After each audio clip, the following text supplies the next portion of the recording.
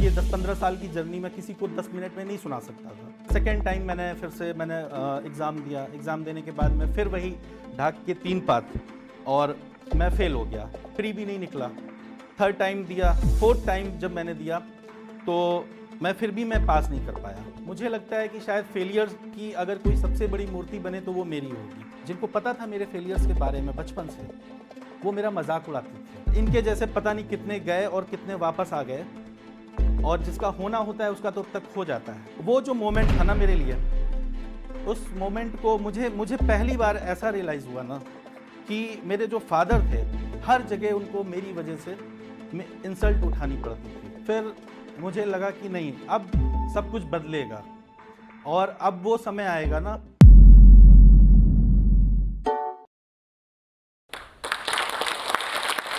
Thank you.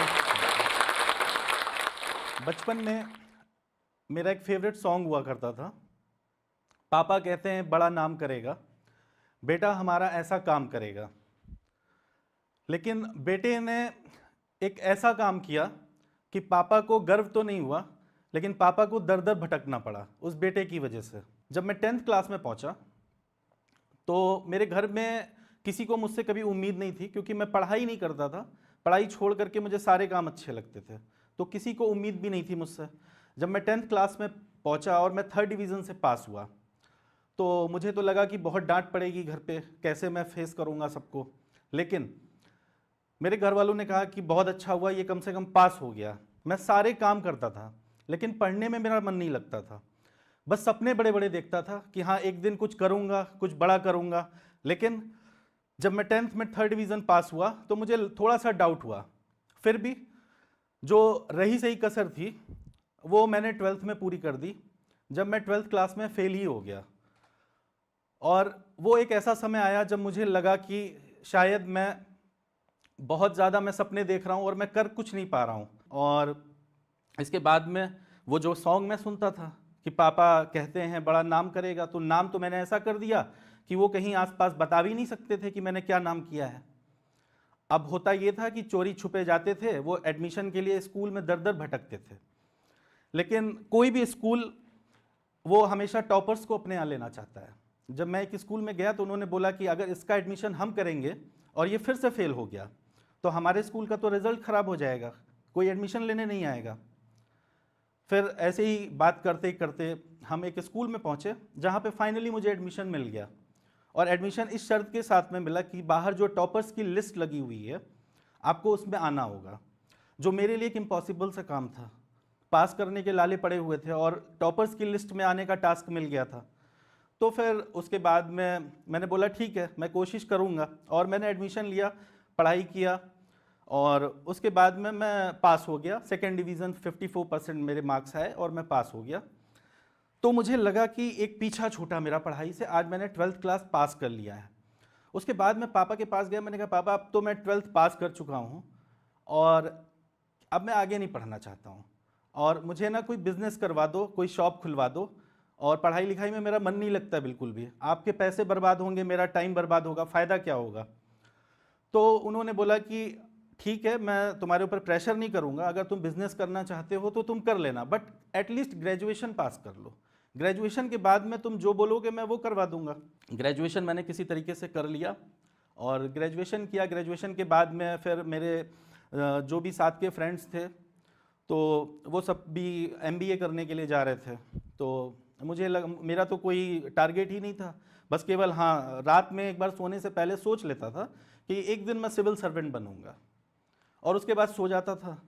फिर अगले दिन वही कॉलेज में कब जाना है, कौन सी कलर की शर्ट पहन के जाना है, गाड़ी कौन से कैसे किसके साथ जाना है, तो मेरा तो ध्यान इन सब चीज़ों पे रहता था।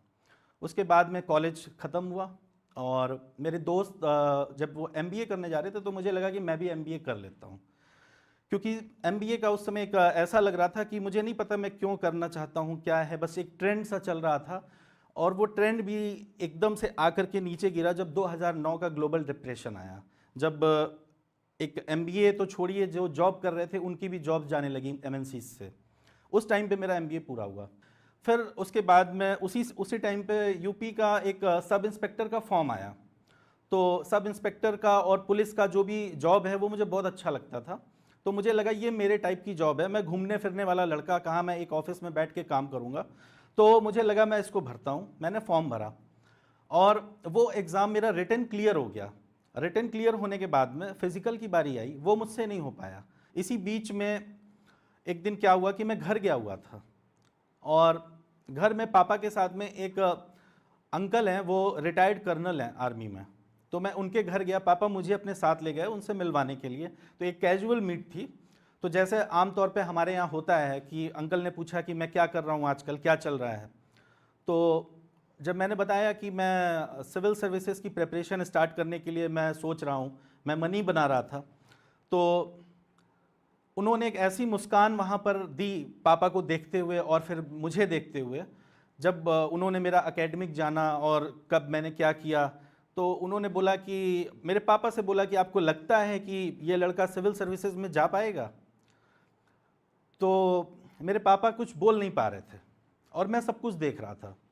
उसके बाद में उन्होंने मुझसे कहा कि एज क्या है तुम्हारी। तो मैंने बोला सर 27। बोले ये इस एज में तो हम लोग जो है आर्मी में क्या से कहाँ पहुंच जाते हैं, और आप अभी तक आप कहाँ सो रहे थे, क्या कर रहे थे। तो मैं कुछ नहीं बोला।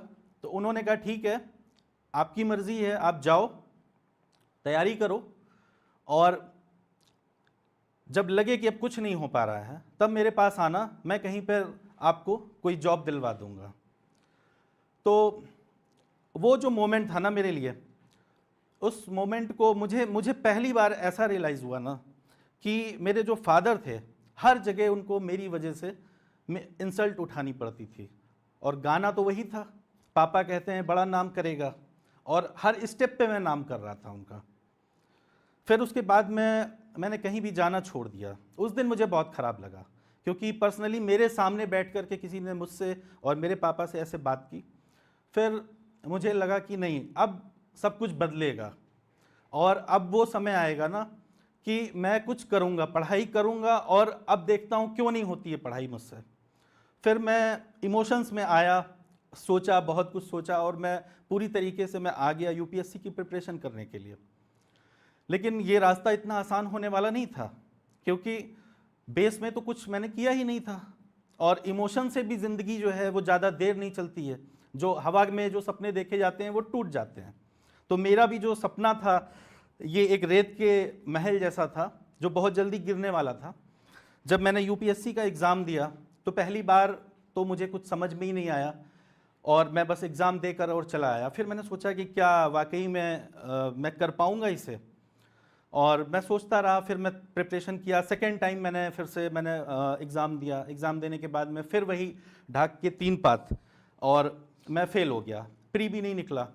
थर्ड टाइम दिया, फोर्थ टाइम जब मैंने दिया तो मैं फिर भी पास नहीं कर पाया, और मुझे मजबूर होना पड़ा फिर से अपने डिसीज़न को रिकंसीडर करने के लिए कि क्या मैं सही कर रहा हूँ, क्या जोश में आकर के दुनिया में कुछ इस तरीके के डिसीज़न लिए जाते हैं।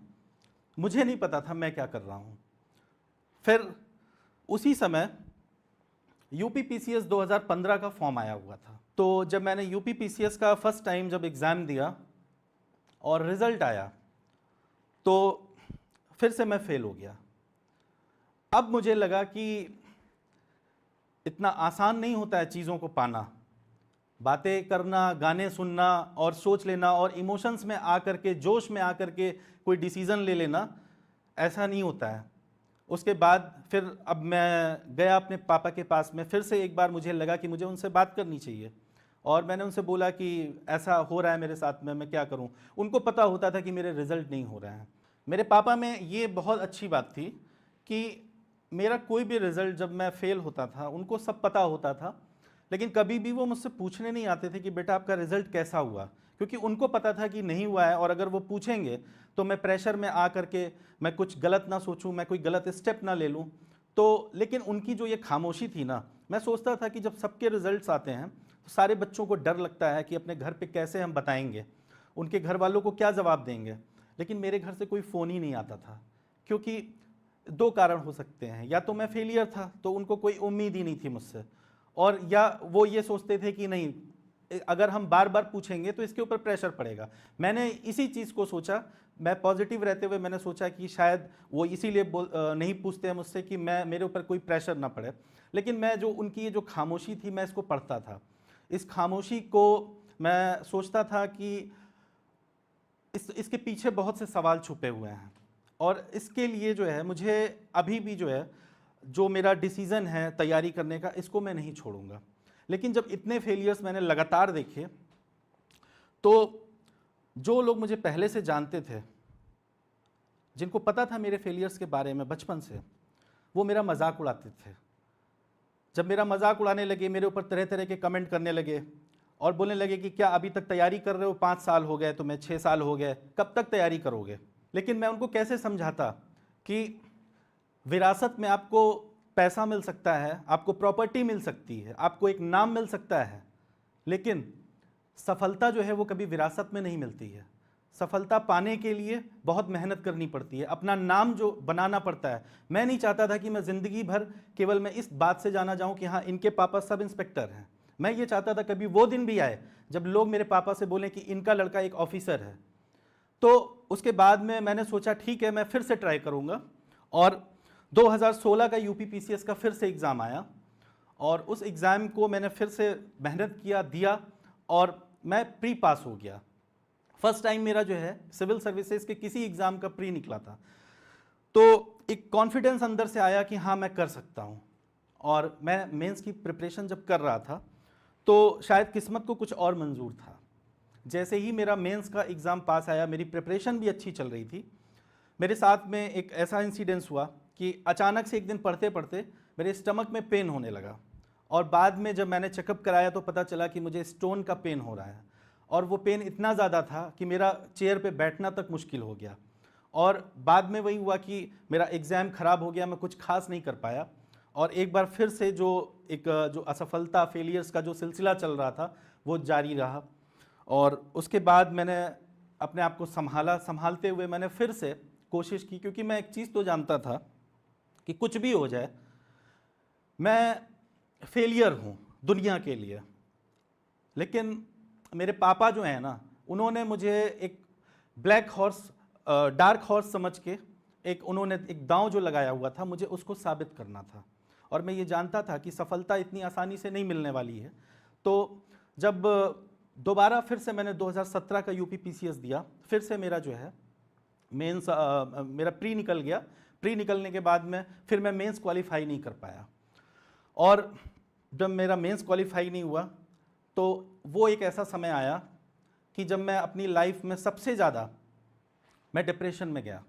मुझे लगा कि नहीं, अब मुझे मेरे बस का नहीं है, शायद मैंने जोश में आकर के जो डिसीज़न ले लिए वो गलत होते हैं, ऐसा नहीं करना चाहिए, इमोशन से नहीं चलता है सब कुछ। फिर खैर मैं ये सब सोच रहा था। उसके बाद में 2018 का फिर से एक मौका मेरे पास आया, और मैंने सोचा कि इस बार जो है अगर मैंने अपने आप को साबित नहीं किया तो शायद मैं प्रिपरेशन नहीं करूँगा।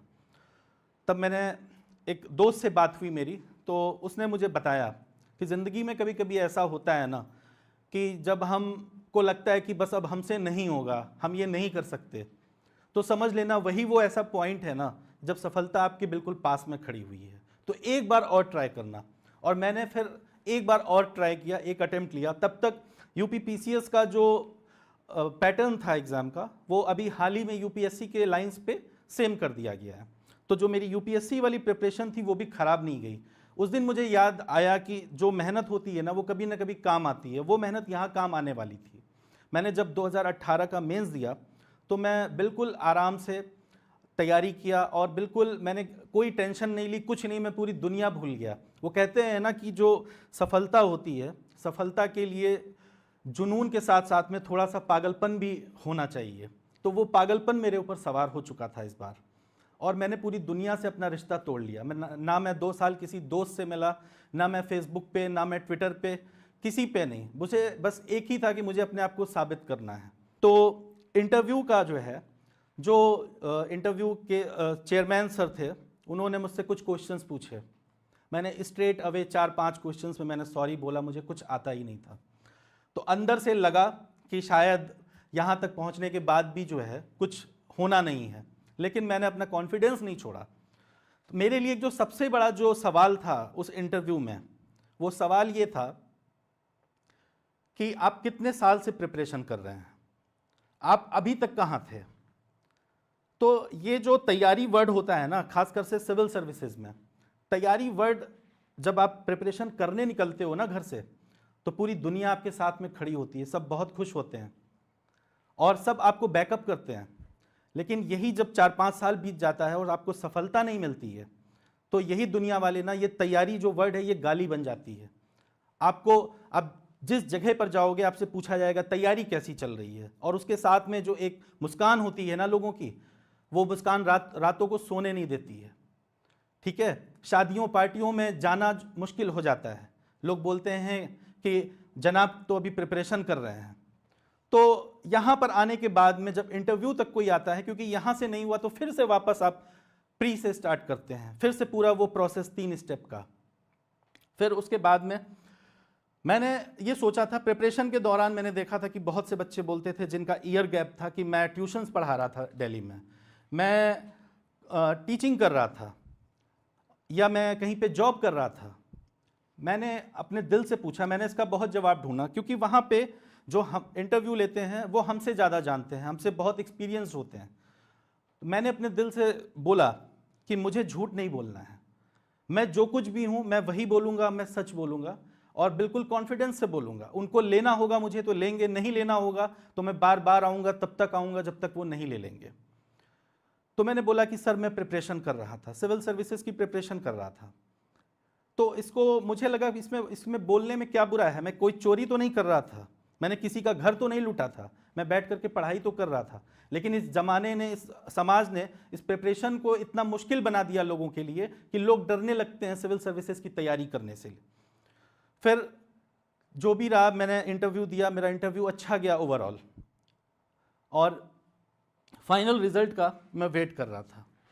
मेरा फाइनल रिजल्ट आने में 10 ही दिन बचे हुए थे। तो कुछ मेरे बहुत खास लोग थे, मेरे बहुत करीब थे, उन्होंने मुझे सुनाई दिया, उन्होंने बोला ये दिल्ली में ऐश करते हैं, ये पढ़ाई थोड़ी कर रहे हैं, ये तो ऐश करने गए हैं। और इनके जैसे पता नहीं कितने गए और कितने वापस आ गए, और जिसका होना होता है उसका तो अब तक हो जाता है। मैंने सुना, कुछ मेरे पास में जवाब नहीं था। जब आपके पास में फेलियर्स के सिवाय एक लंबी जब फेलियर्स की लिस्ट होती है ना, तो आप किसी को जवाब दे ही नहीं सकते। मैं चुपचाप सुनता रहा। उसके बाद में मैं एक एक दिन गिन रहा था रिज़ल्ट के लिए, और जब रिज़ल्ट जिस दिन आने वाला था तो उस पूरी रात मैं सो नहीं सका। और जब मैं सो नहीं पाया, मैं यही सोचता रहा पता नहीं क्या होगा, मैं पापा को क्या बोलूँगा, क्या यहाँ से फिर से मुझे वापस जाना पड़ेगा, फिर से मुझे वही सब सुनना पड़ेगा। लेकिन इस बार जो है किस्मत ने मेरा साथ दिया, मेरी मेहनत जो थी वो रंग लेकर आई। जब वो पीडीएफ मेरे आंखों के सामने आया रिज़ल्ट वाला, और जब मैंने उसमें अपना रोल नंबर डाला, अपना मैंने नेम डाला, और जब मैंने देखा कि सुजीत बाजपेयी, तो मुझे एक पल को यकीन नहीं हुआ कि ये मेरा ही नाम है। और उसके बाद में कम से कम 4-5 बार मैं देखता रहा, और पूरी रात देखता रहा, रात में कई बार मैंने देखा। और फिर से वही जो गाना था ना, कि पापा कहते हैं बड़ा नाम करेगा, बेटा हमारा ऐसा काम करेगा। शायद मुझे लगा पहली बार कि मैंने अपने पापा को खुश होने के लिए एक खुशी मैं दे पाया अपनी तरफ से। और वो जो स्कूल था ना, जिसने बोला था कि मेरी रेप्यूटेशन ख़राब होगी मेरे वहाँ पढ़ने से, उन्होंने अभी मुझे इनविटेशन दिया हुआ है कि स्कूल आ करके आप हमारे बच्चों को कुछ मोटिवेशन दीजिए। सबको लगता था, कुछ लोग उसमें ऐसे थे जिनको लगता था कि शायद मैं बहुत मेरिटोरियस लड़का था, मैं गोल्ड मेडलिस्ट था, मैं पढ़ने में बहुत टॉपर था, बहुत अच्छा था। वो आ करके मुझसे पूछते थे कि आपने ये एग्ज़ाम कैसे निकाल लिया, आपने तो बहुत अच्छे रहे होंगे पढ़ने में। तो मैं शायद ये 10-15 साल की जर्नी में किसी को 10 मिनट में नहीं सुना सकता था, तो मैं बस मुस्कुरा देता था। अब मुझे लगता था ना कि शायद अब मेरे नसीब में वो मुस्कुराहट आई है।